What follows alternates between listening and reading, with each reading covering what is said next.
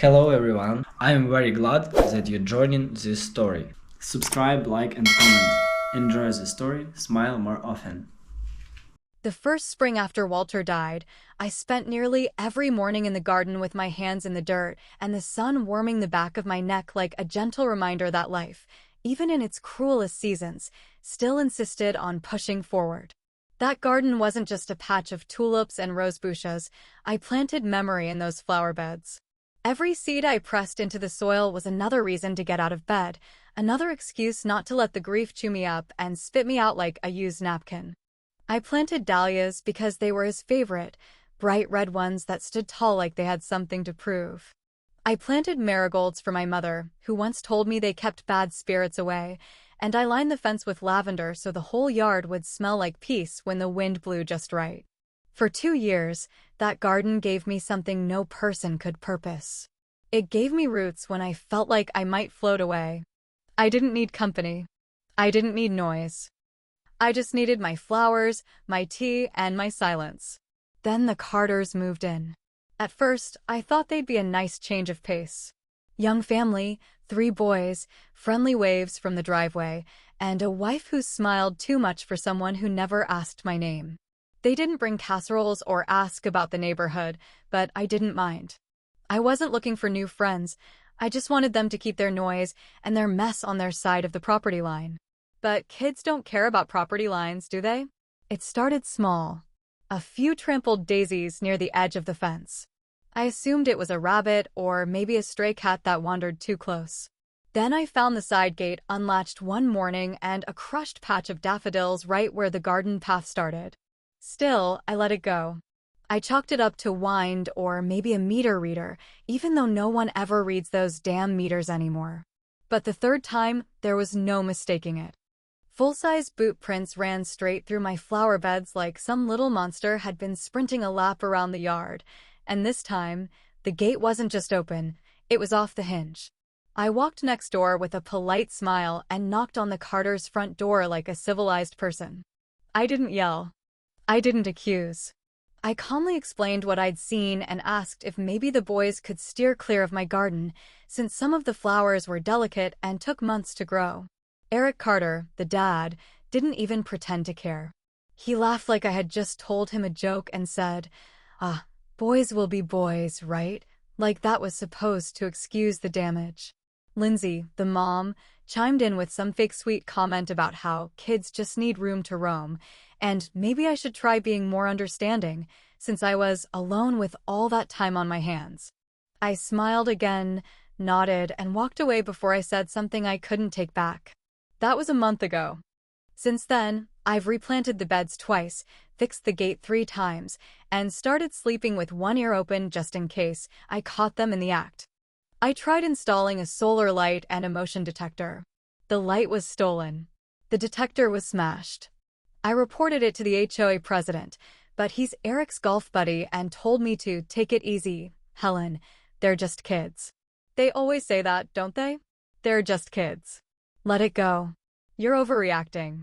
So I let it go. Until this morning. I woke up before sunrise, as I always do, made my tea, and opened the back door to check on my tulips, only to see chaos. The fence was completely caved in, knocked flat like someone took a running start. The garden was flattened, nothing but torn-up roots and muddy shoe prints crisscrossing every inch of soil I had tended for years. My bird bath was tipped over, one of the gnomes was missing a head, and the mulch I'd just laid out was smeared across the patio like someone had slid through it on purpose. But the worst part? Stuck halfway in the mud, half sunk into the earth like a forgotten toy, was a single neon green sneaker with the name, Logan, written in black Sharpie on the tongue. I stared at that shoe for a long time, my tea going cold in my hand, my jaw clenched so tight I thought my molars might crack. Something shifted in me then, not anger, not yet. Something colder. Something sharper. It wasn't just about the garden anymore. It was about the fact that I'd asked nicely. I'd tried reason. I'd appealed to their better nature, and found out they didn't have one. So I picked up the sneaker, turned it over in my hand like it was some sacred relic from a war I didn't start, but sure as hell intended to finish, and said, quietly, to no one in particular, "Okay." Then I smiled, just a little. Let's play. I didn't start with anger. That's important to understand. I started with strategy because fury burns fast, and I needed something that would last long enough to make them feel it. Not just the boys, but their smug, entitled parents who clearly thought their precious darlings could do no wrong. I wanted to teach them a lesson that didn't leave bruises, but left a mark. Something unforgettable. Something that would take root in their heads and bloom every time they so much as glanced at my garden again. Now, I'm no engineer, but after 62 years on this earth, you learn how to be resourceful, especially when you've lived through 3 recessions, 1 husband's passing, and enough Home Depot weekend workshops to know your way around zip ties and fishing line. But I still needed a second set of hands, someone who knew how to rig something without making it obvious, someone who wouldn't ask too many questions.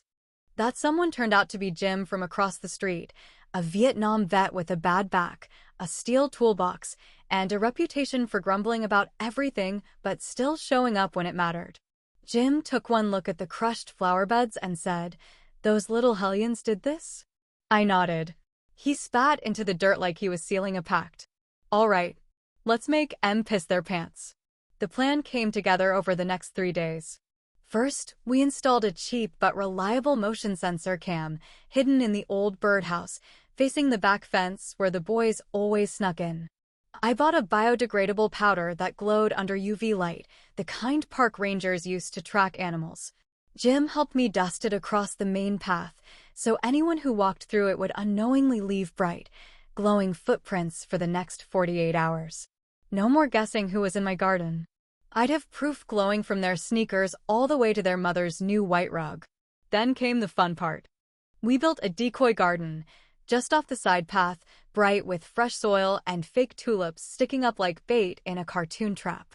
Beneath it, we hid 3 small plastic bags filled with washable ink that would explode on impact if stomped on with enough force. Jim rigged it so the pressure would pop them right through a false mulch layer. It wouldn't stain skin, but it'd stain clothes something awful, and Lindsay always dressed those boys like they were headed to a country club. Now, for the cherry on top, the tripwire.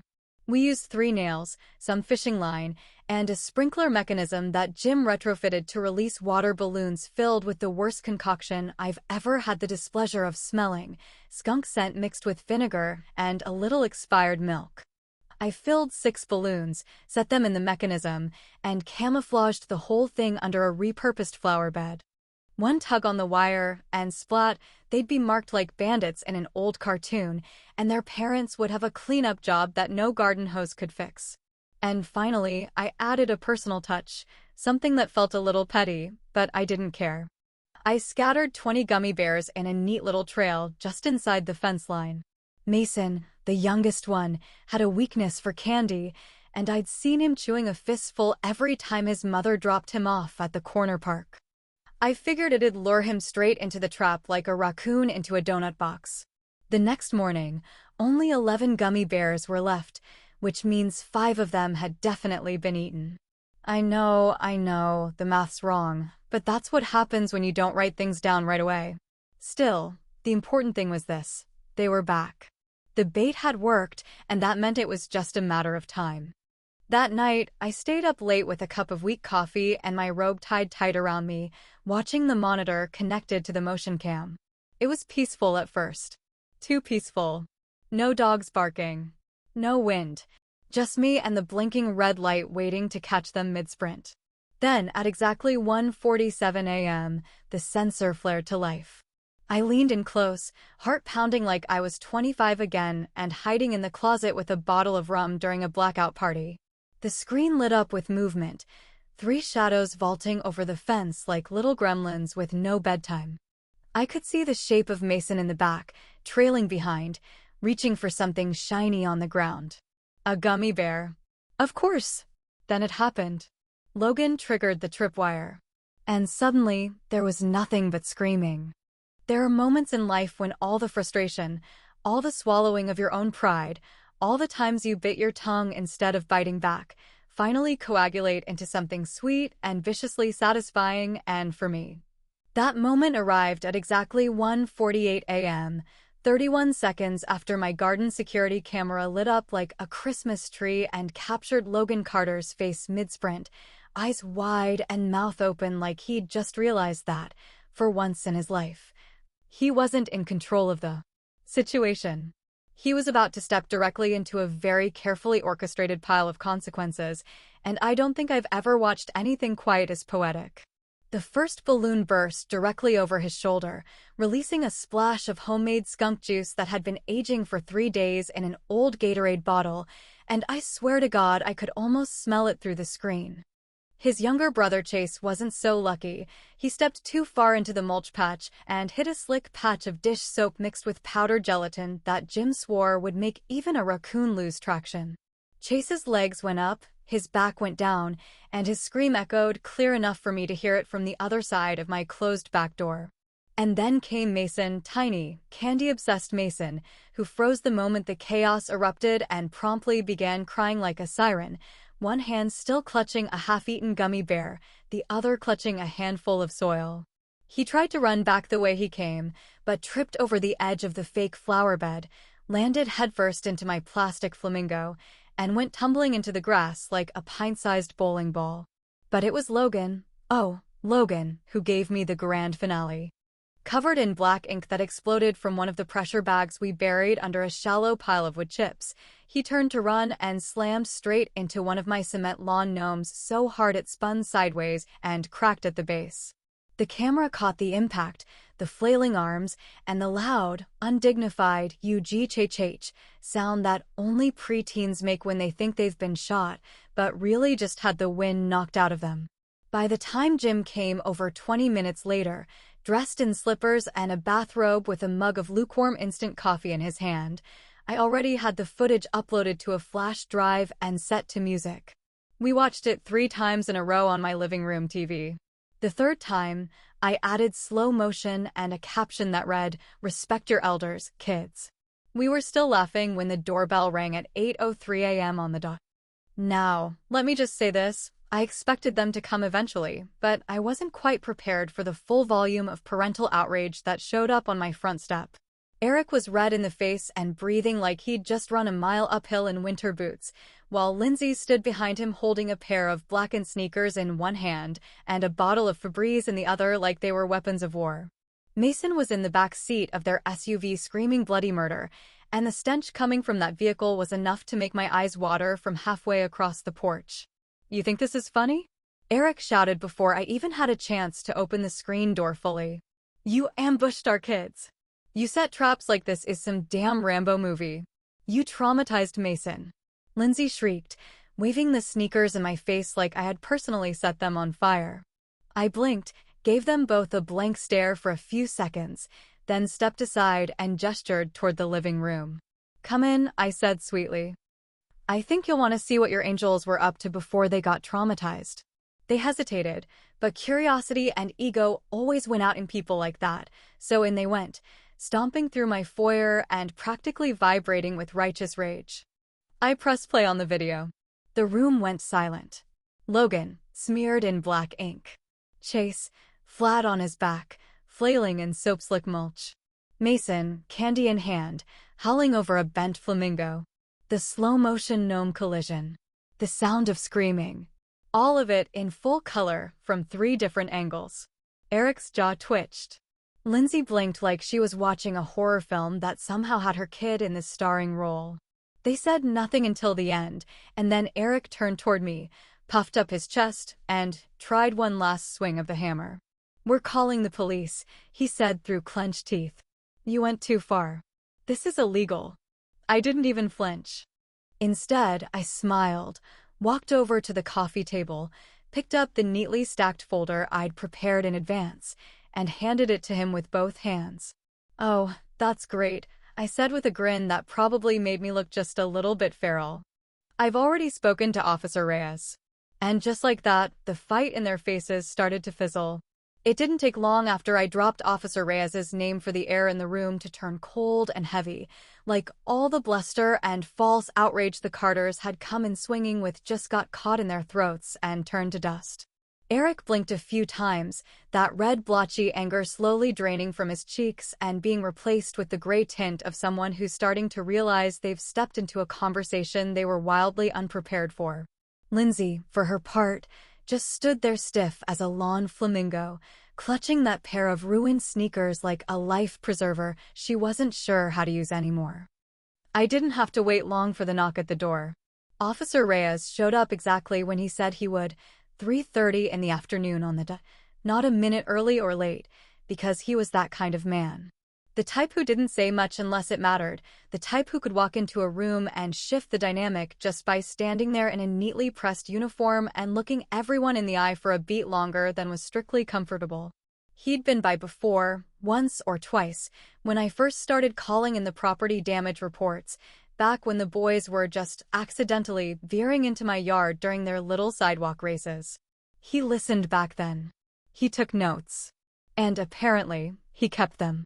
"Good afternoon," he said, voice calm but clipped, as he stepped into my living room with his notepad tucked under one arm. "Mr. and Mrs. Carter, mind if I ask you a few questions?" Eric straightened like he was about to launch into some speech about civil rights or abuse of power, but Reyes held up a hand and didn't even raise his voice. "You filed a report this morning claiming that your children were attacked on Ms. Lancaster's property. Is that correct?" Eric hesitated. "They were soaked, officer. Ink, chemicals, God knows what else. Mason hasn't stopped crying since last night." "Were they invited onto the property?" Reyes asked, turning a page in his notepad like he already knew the answer. "Well, no," Eric muttered, glancing sideways at Lindsay, who was now pretending to study the floor tiles like they held some deep emotional wisdom. "So they were trespassing," Reyes said flatly, not asking anymore, just stating facts like he was ticking boxes. Again. That word, again, landed hard. I saw Lindsay's eyes twitch, just a little, and I watched the last of Eric's confidence start to crack right along the edge of his jawline. "I have here," Reyes continued, pulling a folder from under his arm, 3 separate written complaints from Ms. Lancaster, dated over the past 5 weeks. All documented with photo evidence, timestamps, and in one case, actual footprints traced to a matching pair of shoes belonging to your oldest son. Logan's name wasn't mentioned, but I could practically see the accusations settling like lead in Eric's chest. "There's also," Reyes said, flipping to a second tab, "a warning issued 2 weeks ago regarding the fence incident. You were advised that continued property damage would result in civil fines and possible charges." "That was signed by both of you." He held up a copy of the signature page like it was a magician's reveal. Lindsay took a breath like she was going to speak, then exhaled it instead, her mouth tightening into a line so thin it might have disappeared altogether if she didn't clench her jaw so hard. "So when you filed a report this morning," Reyes continued, "you neglected to mention the prior history. You also failed to disclose that the children were not harmed, but rather startled by non-toxic deterrents placed on property they had no legal right to be on. You submitted a false report, which, as you probably know, is a misdemeanor offense." Eric blanched. Wait. We weren't trying to press charges. We just wanted to file a complaint." "She humiliated them, officer." "They're kids." "Kids who have been warned," Reyes said. "And who've repeatedly ignored those warnings under your supervision. And now you're upset because the person you've been dismissing decided to stop playing nice." He turned to me then, and the warmth came back into his voice just slightly. "Ms. Lancaster, you have every right to secure your property. I'll make note that all deterrents were within legal bounds and that you followed protocol. The previous warnings stand. The complaint they filed is void." I nodded, biting back the urge to look too smug. I didn't need smug. The silence from across the room was its own reward. Reyes handed Eric a slip of paper. "That's the citation. It's not much, but the court won't take kindly to more complaints if this continues." Eric stared at the paper like it had just personally insulted him. Lindsay finally spoke, just 3 words, but they hung in the air like a wet towel slapped across a cold face. "She set us up." I didn't respond. Reyes turned to leave, and I walked him out, thanked him again, and waved goodbye as he pulled away, the squad car disappearing down the road like a punctuation mark at the end of a very satisfying sentence. As for the Carters, they stormed out of my house with the kind of fury that people like them only feel when they've lost control of the narrative. They didn't say goodbye, didn't slam the door, didn't even look back. But I watched them from my front window, and I saw Lindsay throw the sneakers into the trash bin with a dramatic flair like she was ending a chapter in her own personal novel of victimhood. 10 minutes later, Jim knocked on my back door with a cardboard box covered in dust and cobwebs. "Found this while digging through my shed," he said. "Had your name on the side." I opened it after he left, expecting maybe some old gardening supplies or one of the books I loaned him years ago. But inside, nestled beneath a faded kitchen towel, was a brittle old newspaper clipping. The headline made my stomach drop. Lindsay Carter's secret half-sister found dead after family dispute. And suddenly, all the noise of the past few weeks fell quiet as when I held that newspaper clipping in my hands, yellowed and brittle at the edges like it had aged faster than time should have allowed, I didn't just see a headline, I saw a ghost. Not the kind that floats through halls or rattles doorknobs at night, but the kind that lives behind your ribs, tucked deep under the skin, showing up in dreams you don't remember until something shakes it loose. It took me a second to absorb the words, and even longer to absorb the photo beneath them, a grainy black and white yearbook-style picture of a girl who looked so much like my sister at that age it made my stomach twist. Her name was not printed in bold. It never made the front page. It barely even made the bottom corner of the county section. Just a small blurb, 16-year-old girl found dead near interstate, believed to have run away from foster placement. No next of kin available for contact. Buried in public cemetery, plot number 17C. I didn't need the name. I already knew who she was. Her name was Emily, and she was my niece. My sister Marion made a mistake when she was 19, fell in love with the wrong man, got pregnant, and was too proud to tell anyone until it was too late to quietly fix it the way women used to back then. The baby was born in secret, given up for adoption before she could hold her for more than a few minutes. I only learned about it years later, when the guilt started to weigh too heavy on Marion's conscience, and she confessed it to me one winter over too many glasses of wine. "I think about her sometimes," she'd whispered, eyes red and rimmed with tears. "I wonder if she ever made it out okay." She didn't. When Emily turned 16, she ran away from her foster home, the last of 4 placements that I knew of, and ended up dead 3 counties over. The details were vague, the cause labeled undetermined, which is another way of saying no one had enough time or interest to find out what really happened. I tried to claim her body. I tried to file for responsibility and pay for a headstone, something, anything, but Lindsay's father, Marion's husband, refused. He said the child was never officially his. That they hadn't wanted to dredge up old sins. I never forgave him for that. I never forgave Marion either, not completely.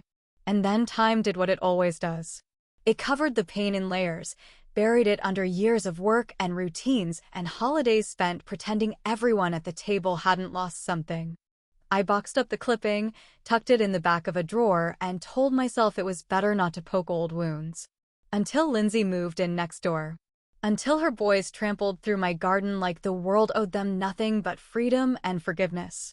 Until she looked me in the eye and told me, with that sugary, condescending smile, that I should be more understanding because I was just a lonely old lady with too much time on my hands. She had no idea. Not until now. It was a warm Saturday morning when the HOA called an emergency meeting. Word had gotten out, partly from Jim, partly from curious neighbors who'd seen the boys run screaming from my yard, and the community wanted answers. I didn't say a word during the meeting, didn't argue or shout or even defend myself. I simply brought a small manila envelope and waited for the right moment. When Lindsay stood up and began one of her trademark speeches about harassment and elderly neighbors who don't know how to coexist with young families, I walked to the front of the crowd, opened the envelope, and handed her the clipping. One photo. One paragraph. No words. She didn't recognize it at first. Then she did. The blood drained from her face so fast I thought she might faint. She opened her mouth like she was going to deny it, or explain it away, or maybe even pretend it wasn't what it was. But the name, Emily, came out in a whisper so soft only I heard it. I leaned in, calm as ever. She was your sister, I said quietly, so no one else could hear. She deserved better. You all did. She stared at me, tears welling up, and for once there was no smugness, no rehearsed outrage, just a lost little girl trapped inside a grown woman's shell. I didn't give a speech. I didn't need to. Because what I gave her wasn't just a memory, it was a mirror. And she finally saw herself in it. The meeting ended shortly after that. No one asked me to leave. No one asked me anything. They all just watched as I turned and walked away, down the sidewalk and back to my yard, back to the space they'd spent so long trying to destroy. I stepped over the broken patch of fence, picked up my trowel, and began to replant the dahlias, each bulb pushed into the earth with slow, steady hands, the way Walter used to do when he helped me during the early springs. As I worked, I could feel the neighborhood watching, not with judgment, but with something closer to respect. Or maybe just awe. And I spoke, not out loud, not for them, just quietly, to myself, to the memory of Emily, to the ghosts in the soil. They thought they were tearing something down. I patted the earth around the last bulb, dirt under my nails and sweat on my brow, but peace, real peace, settling in my chest. But all they did was wake something up.